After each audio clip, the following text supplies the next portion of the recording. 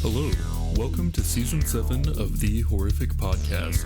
We're two friends who live in different places but share a love for scary movies. In each episode, we both watch the same movie on our own and then record a conversation about what we liked, what we hated, if we were scared, and maybe even some larger truths about why people watch horror movies in the first place.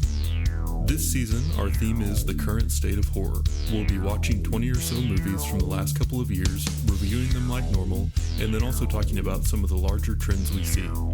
If you want to see the list and follow along, check out our website at thehorrific.com. Thanks for joining us, and we hope you enjoy the episode. And welcome to the inaugural episode of Season 7 of The Horrific Podcast. It feels good to be back, Dan. It does. So, what have you been doing in the break? Actually working a lot. Yeah.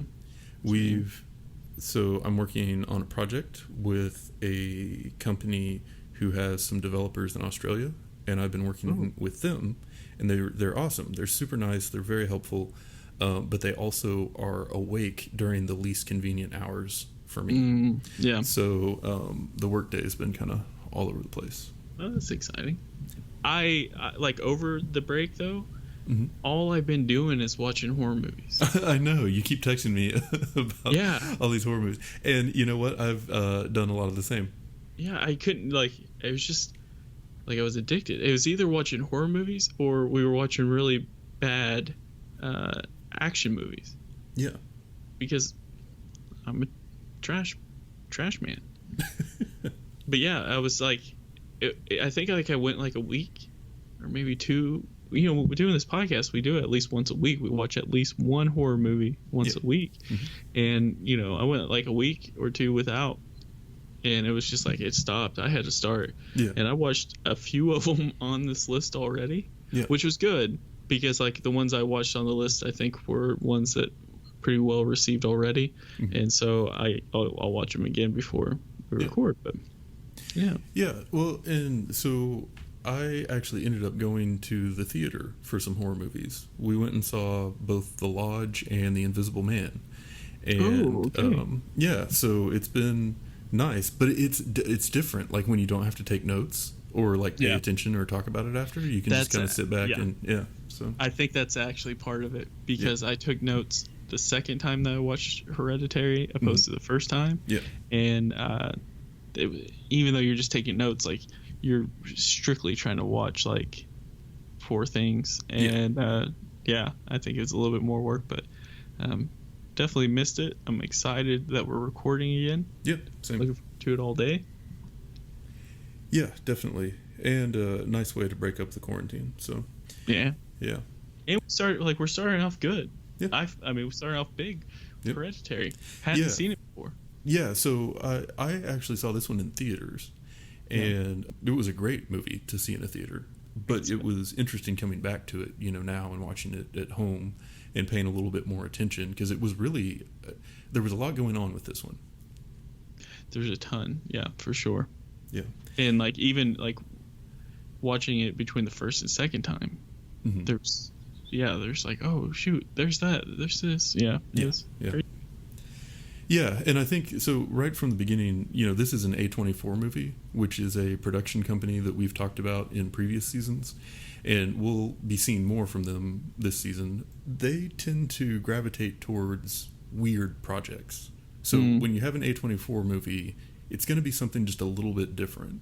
And, they've done some stuff that's sort of in the horror genre, so Ex Machina and Room and Under the Skin and The Witch and It Comes at Night.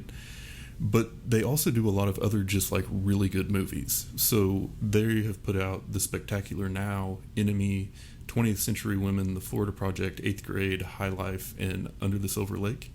So those are all Disaster Artist.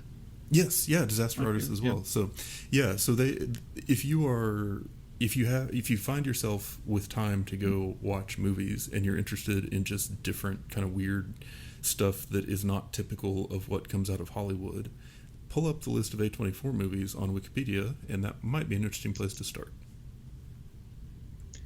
Yeah. I didn't realize that this was really a thing. I just realized that good movies were being put out. And it's A24. Oh, okay. Whoa. Yeah. Here we go. Yeah, you start seeing that name a lot of places. So, but yeah, I'm going to introduce this thing, and then you can do your facts, and then we'll get into it. Feels good for you to say that, man. I'm excited. It's been too long.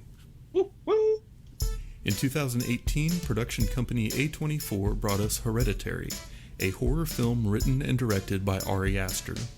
This movie was Aster's directorial debut and tells the story of a family who experience increasingly horrific events after the matriarch's death. Hereditary was made on a budget of around $10 million and brought in over $80 million at the box office worldwide. It can currently be rented for streaming on Amazon Prime Video.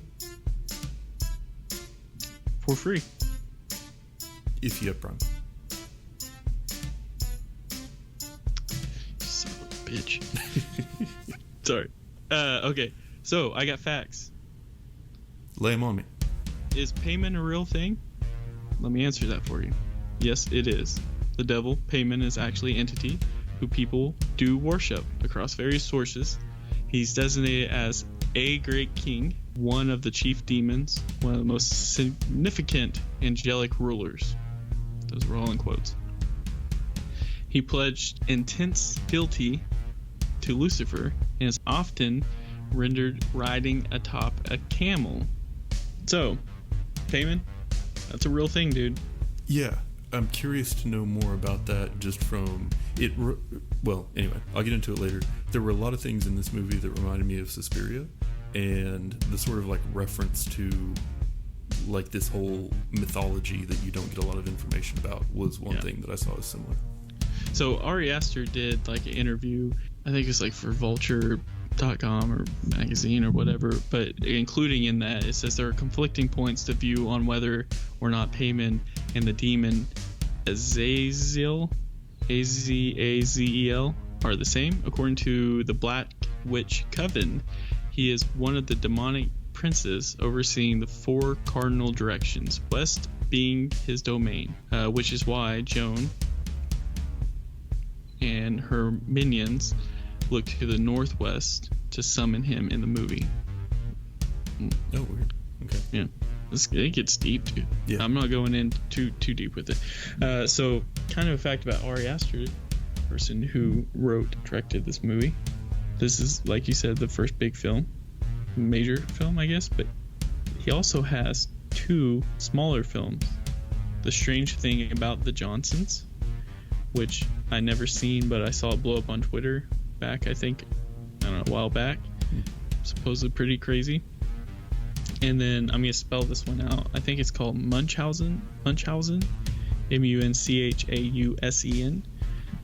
which also infuses family dynamics with horror elements. I think the Strange Thing About the Johnsons tells a story about a father being sexually abused by his son. So watch that if you want, I don't care. So Ari Aster he says that he kind of tried to avoid calling it a horror movie, but you know, it includes Satanism, decapitations, and all that. So it definitely falls into the genre. But when he was initially pitching the film, Aster was hesitant to use the label. The film is a horror film. It's unabashedly one. But I was pitching it, I was describing it as a family tragedy that curdles into a nightmare, basically. I wanted the film to function first as a vivid family drama before I even bothered attending to the horror elements, which I feel like work.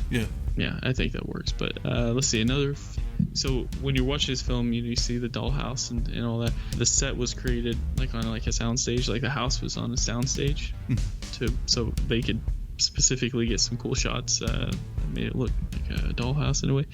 Yeah, so that was the fact that it was built on a soundstage to look like a dollhouse to tie into the story, which we'll get into.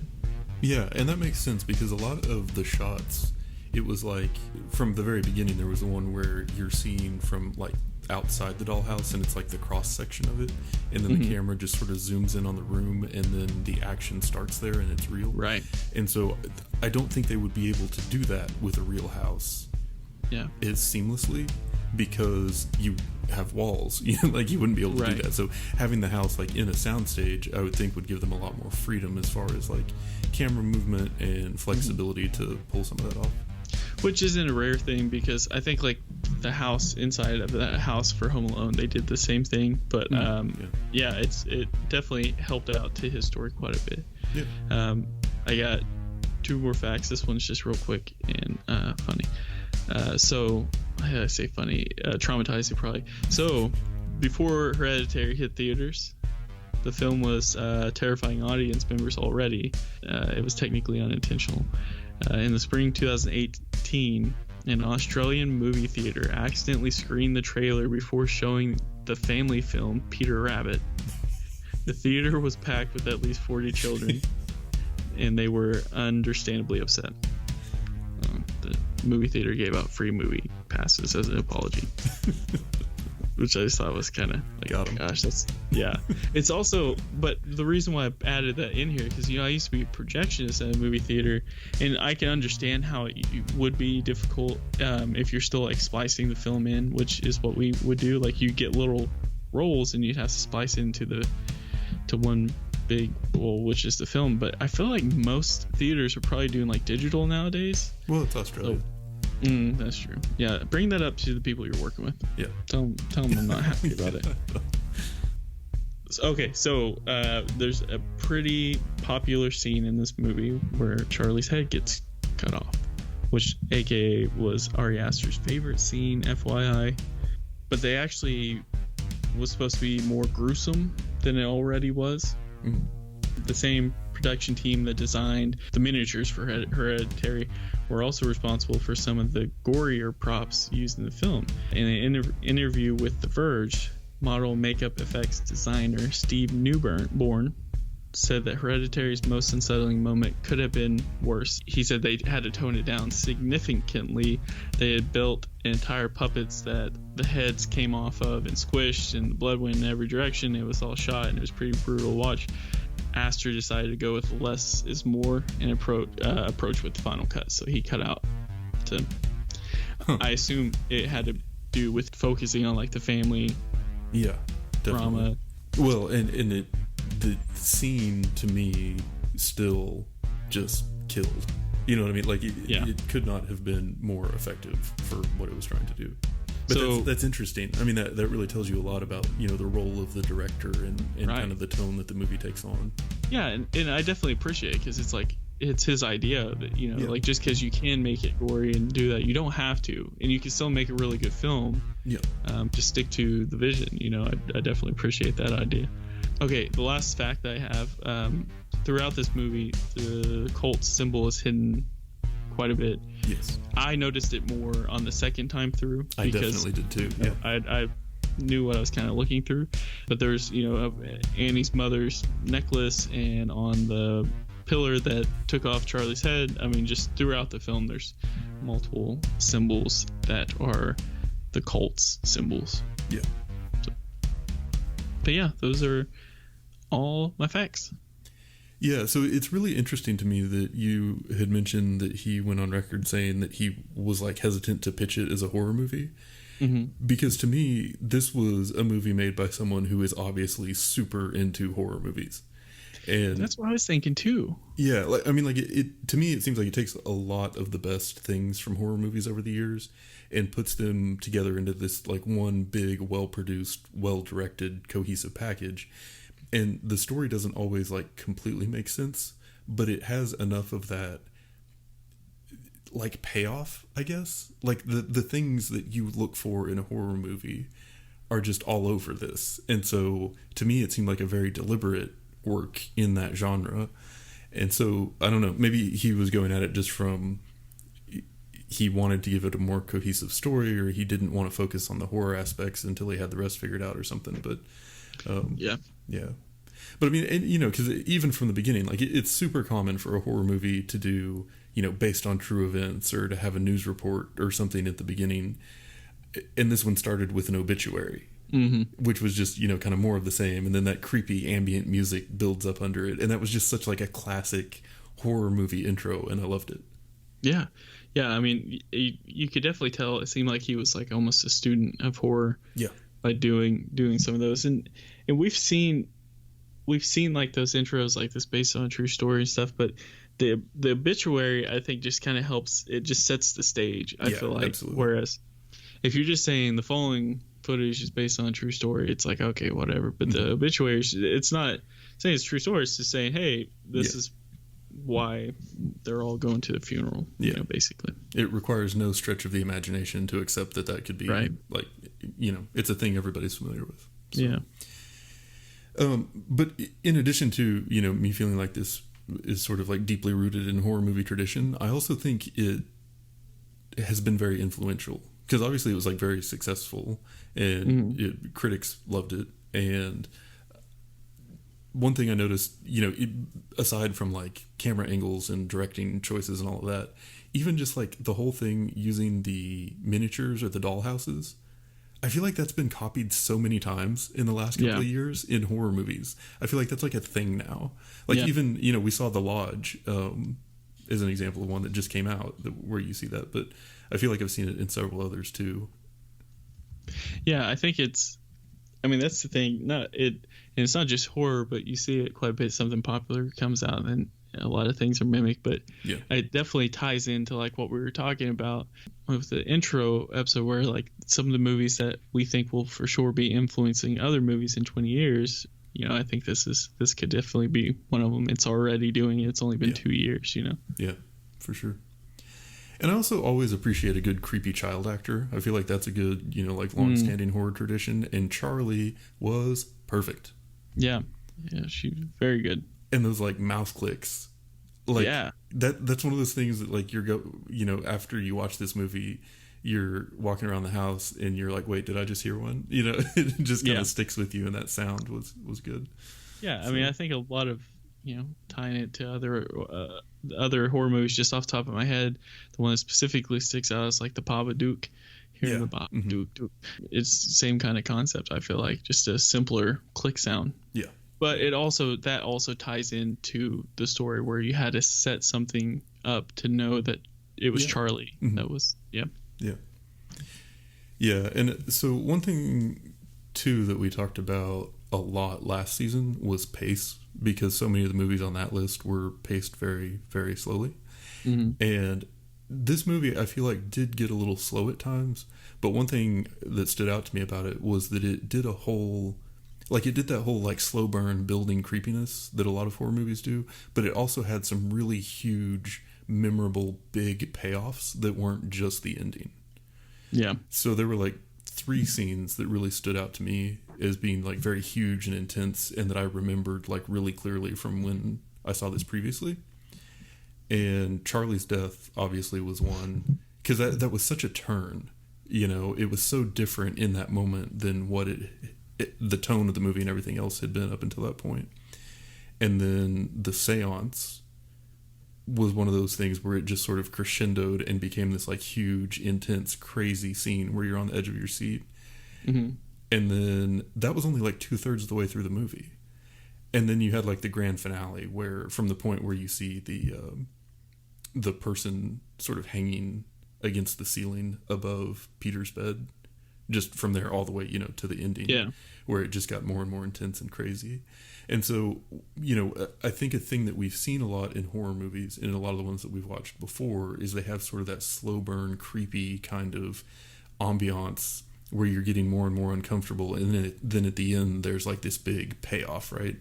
But this one I felt like did a good job of really building it up and getting it super intense and crazy and engaging at different times through the movie, which made it like, it just kept you completely wrapped up in the world of the movie and in the danger and all of that, which I thought was, again, good directing. Yeah. And one thing that I was reading about in the interview with Ari is that he was saying that he was really wanting the audience to find out about what was going on kind of at the same time that the people in the film were. Yeah. So it was trying not to give too many, like we talked about, having your hand held throughout the film. And like not really wanting to do that. It's just like wanting you to find out what was going on at the same time, which was, definitely, if it's done well, it's really, really nice to have in a film. Yeah, and one thing I had in my notes was I liked how it kind of, your understanding of what was going on changed a lot. and it didn't really establish itself immediately as a specific type of horror movie.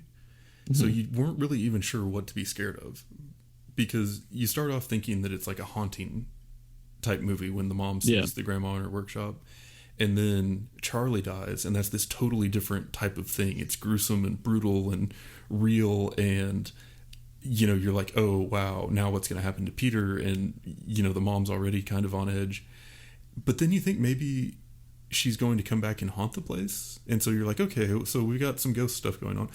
But then you find out the mom has this whole family history of extreme violent mental illness, and then you start wondering, like, well, how much of this is just in her head? And then you're like, oh, well, I bet Peter's crazy too, because the name of the movie is Hereditary. Yeah. And so maybe it's just the two of them are losing their minds, and you're seeing like this almost from their perspective as they're trying to make sense of it. But then once the seance happens, there really is some other being out there. And then with the whole secret society, and to me, it felt like the whole movie was really more of a maze than like a linear progression. And it kept taking turns, and it's like as soon as you thought you had something figured out, you hit a dead end, and you kind of had to like start rethinking what was going on. And so it in addition to like the intensity and the build-up and the anxiety that a horror movie gives you, it also kind of had you like thinking and trying to look ahead and trying to figure it out and trying to piece together. And so it did a good job of like keeping your attention and keeping you mentally engaged the whole time. Like, there were not a lot of good times to check your phone in this movie. Yeah, that's for sure.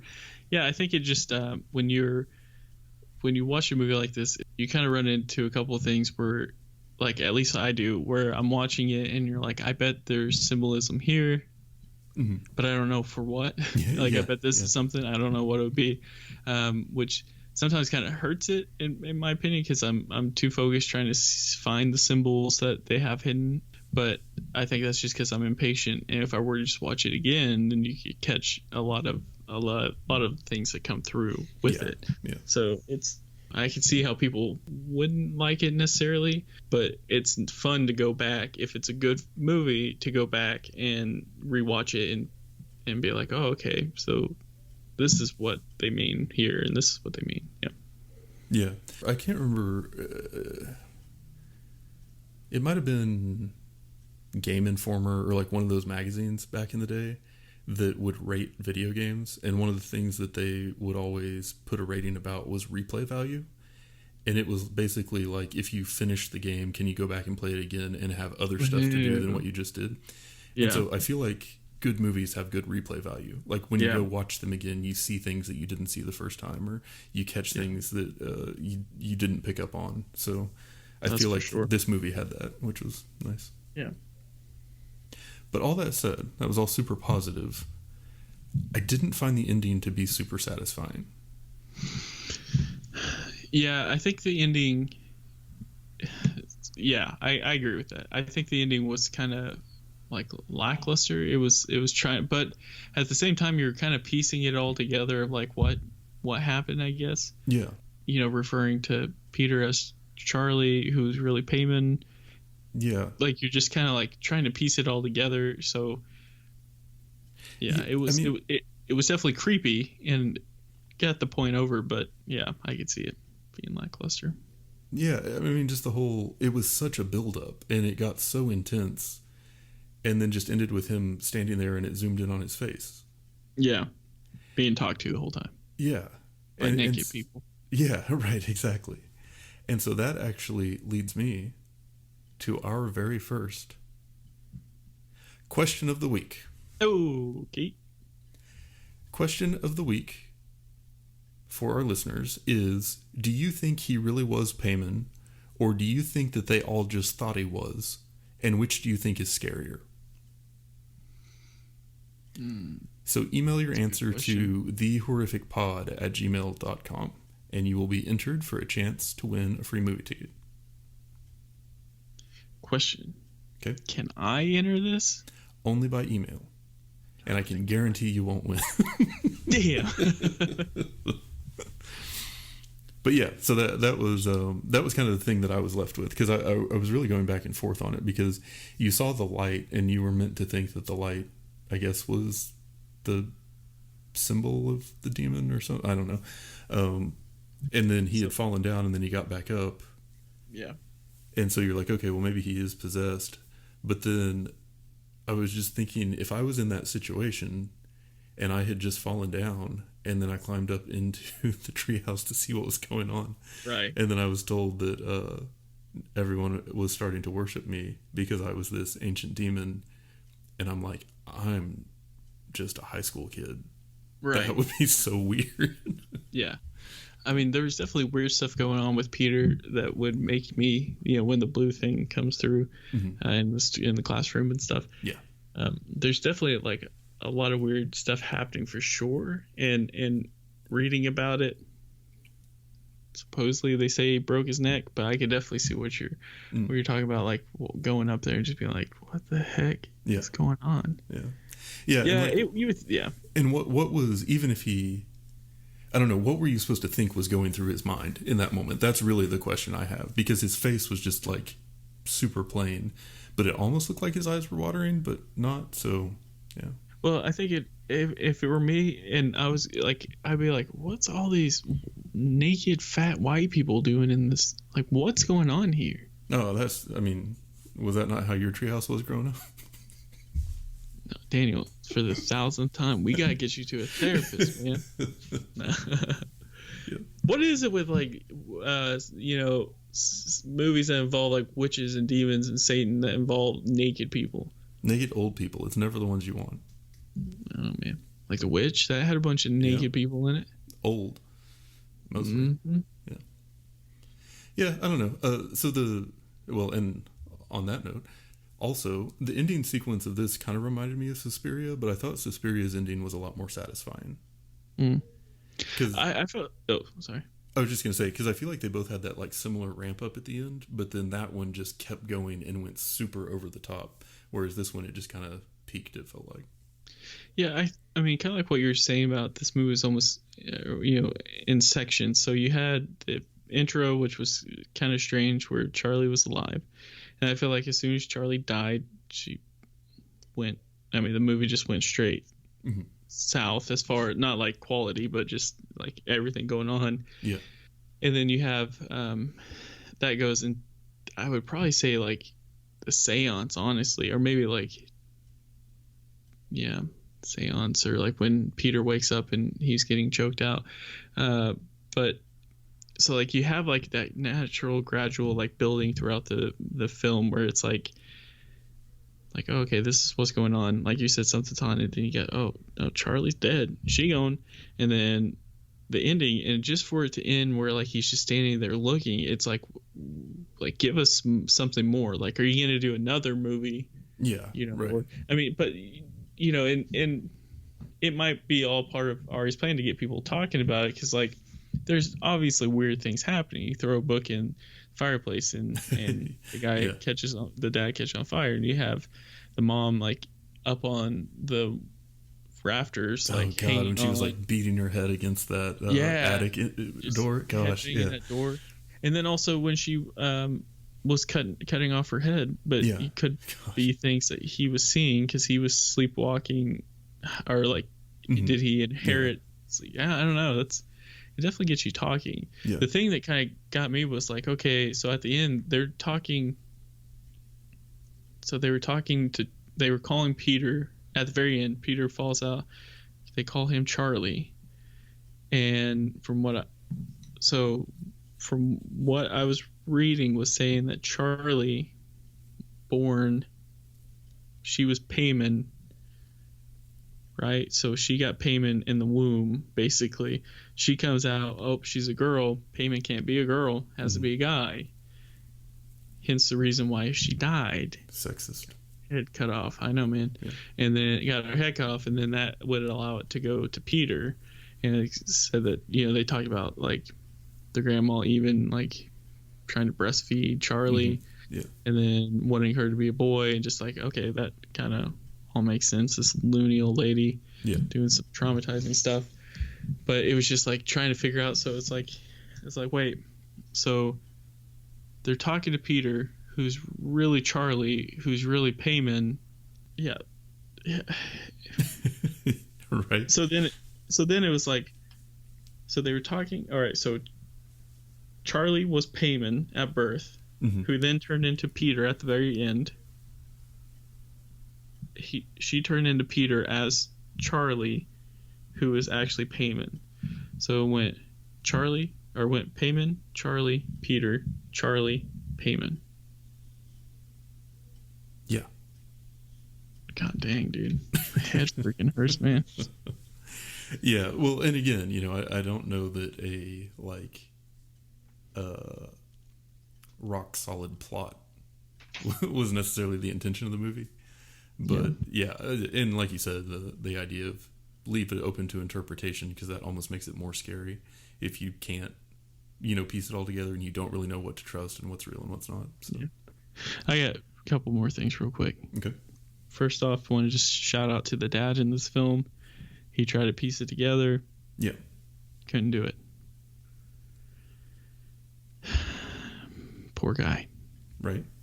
Well, he was the therapist. He was supposed to be the one symbolizing the control, or the trying to keep control in the family that's breaking apart. Mm-hmm. Poor dude. Felt bad for him. He should have just left, though. I'm just saying, like, if that were to happen to me, I'm gone. I'm looking for any reason to go. And my wife and kid. Yeah, right. I'm gone. Just you and the dogs. Yeah. But that was like it felt so bad for his character. And I think being a therapist, maybe thought that he could kind of help things out, even though he didn't really talk too much. The other thing, that dinner scene that they had after Charlie's death. Gosh, that was brutal. So uncomfortable. Such an intense. Yeah. Yeah.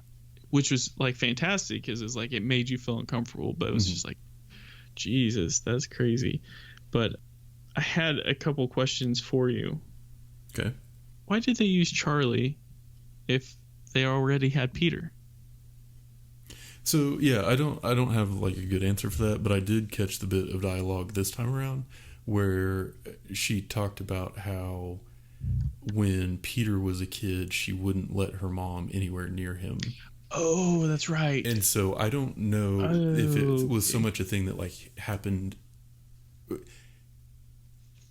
Anyway, she was around when Charlie was a baby. I get the feeling she was not around when Peter was a baby. Gotcha. That makes sense. And then she says she basically gave Charlie to Grandma. Okay, next question. Why was Peter's eyes X'd out in those drawings? I don't know, other than, just the idea of like the eyes are the windows to the soul, and if maybe they were, the whole goal of this was to rid his body of his soul to make room for Payman. I think that because it's called Hereditary, I think that what that's alluding to is that the mom's mom, so the grandmother, had invoked something that meant that Payman could come back through a member of her bloodline. But she had a daughter, presumably with whose the brother had killed himself. Then there was the daughter who became the mom, and then Peter would have been the first like male heir, but she didn't have access to him. And as she was getting older, she, I guess, made sure to make that happen with Charlie so that there could be hope of moving it on. I don't know exactly. It's not super spelled out, but yeah. Yeah. Well, I think that's the only two questions I'm going to ask you. All right. Well, I got a question for you. Yeah. Number one, how dare you? I'm just joking. So the theme of this season is the current state of horror. Yeah. And we're talking about, what horror movies that have come out in the last few years have in common. Kind of what are the things people are going to say about this era of horror movie in, 20 years from now or something. And so some things that stood out to me that I feel like I've seen a lot of recently is it had a really high production value. Like there was budget behind this movie. Yeah. If you go back and look at horror movies from, the early on, a lot of times they did not have much budget. And even as time went on, it wasn't like they could get the highest quality actors or, a bunch of money from a studio or really any of the resources needed to pull it off for something that was like very much in the horror genre, because that was so fringe and like outside of what mainstream culture was interested in. And so I feel like we've seen a big swing, and horror movies make a lot of money now. I mean, some of the highest grossing movies over the last few years were horror movies with, like the Conjuring series and stuff like that. Like the Saw movies and Purge movies, some of those big, high budget, high grossing franchises. And so I think the production value was a big piece. It was also very dark and moody, and I feel like that's a thing, right? You know what I mean? So like I think for me, like as far as where I kind of see it heading, as far as like the movies that are coming out, it seems like 80s you had like the slasher, I don't want to say cheap quality, low, like they couldn't finance it. What am I trying to say? Anyway, low budget. So you had like the slashers, and then you had like, honestly, it seemed like a lot of the popular ones that came out like in the 90s to early 2000s were like kind of teen horrors. I know what you did last summer, Scream, like tied to that. And then you had like a section where it seemed like it was like the jump scare section, where it was like ghosts, but it was, you had the jump scenes every 2 seconds, and to the point of absurdity. Right. And I feel like now what we're seeing, so I think we're getting to the point where people have been able to study all those classic decades of horror movies, where they can produce good quality films that may not break the bank. It might. I mean, we see, like you're saying, we see a lot of like big budgeted horror films, but a lot of the ones that we're seeing as well, seems like it's almost like a budgeted, but they put in the studying and the work, and they're getting like kind of good storylines going on, and even if they aren't that great of storylines, because things are kind of cheaper, like we could record a movie on our phone, I'm pretty sure. I think it's probably been done, right.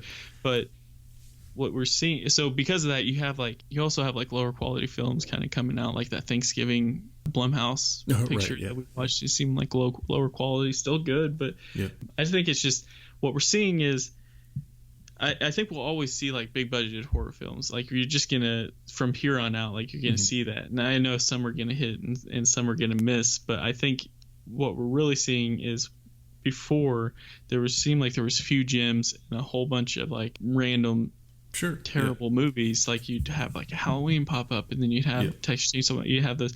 Now we're getting like, boom, here's Get Out, here's here's Hereditary, here's Midsummer. Just, you're getting like some really good gems that are pretty original, and kind of changing things up. I think for me, I kind of hope that people are kind of tired of seeing like the remake of Child's Play, like even though that just came out, but that's on the list. But it's just like, I think we're hopefully kind of turning that corner as to where we're going, as we're going to get some more original horror films. People are actually interested in, they're going viral, these films, and it's kind of changing the landscape and of what is typical and expected. And I think if you have a big budget, you could put out a really good horror film. But now a lot of low budgets people are going to put out horror films that are going to be good and bad, obviously, but that have some good storylines that can start influencing people from the get-go. Yeah, well, and I think A24 and Blumhouse are like two huge factors in that. They have made it so that movies that didn't have the big like Hollywood machinery behind them could be widely distributed in the U.S. And so people had access to see them and then talk about them. Along with what you were saying, is that I don't think horror no longer carries the connotation of a cheap, poorly made thing, or a thing made on a shoestring budget. You know what I mean?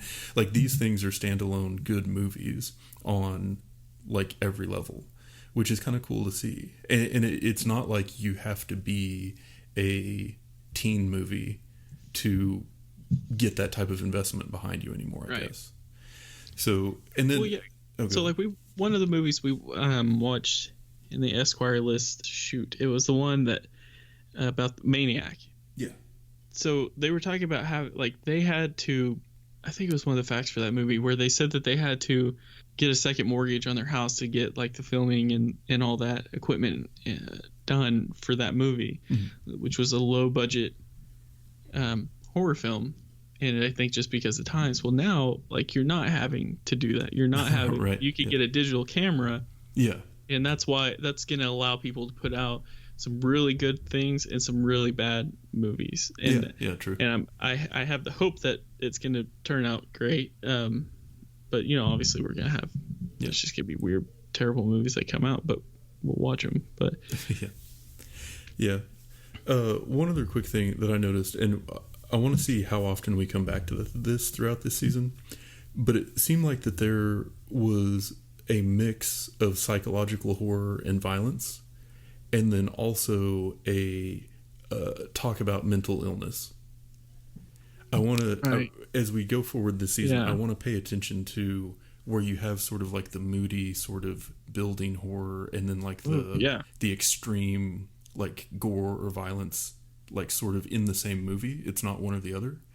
And then also references to mental illness, because I feel like that's reflective of like larger conversations now in society, and the way that gets pulled in and used in horror movies, where maybe it's craziness, not witchcraft sometimes, or you know what I mean. So I feel like it's a thing that's prominent in society, and I have a feeling we're going to see it also be prominent in the stories of the horror movies we watch. It's for sure prominent in current time, so I'm sure that's for coming out. And I might be saying that because I cheated and watched some movies, but yeah. Well, cool. That's it. We made it through. Remember, we had our question of the week, which was, do you think that Peter really was Payman, or do you think they all just thought he was, or really just what do you think was going through Peter's head at the end in the final scene of this movie? Email your answer to thehorrificpod@gmail.com, and you will be entered to win a free movie ticket. And if you want more details about that, go listen to our season 7 kickoff episode. Good to be back. It is indeed. Thanks, everybody. Stay healthy and socially distant, and we will talk to you next week. Goodbye. And that's it for today's episode. If you've listened this far, then thank you, and we hope you've enjoyed it. We're always looking for new ideas, so if you have any questions, comments, or movie suggestions, please send us an email at thehorrificpod@gmail.com, or feel free to comment on or message our Facebook page. Just search for The Horrific Podcast. Thanks for listening.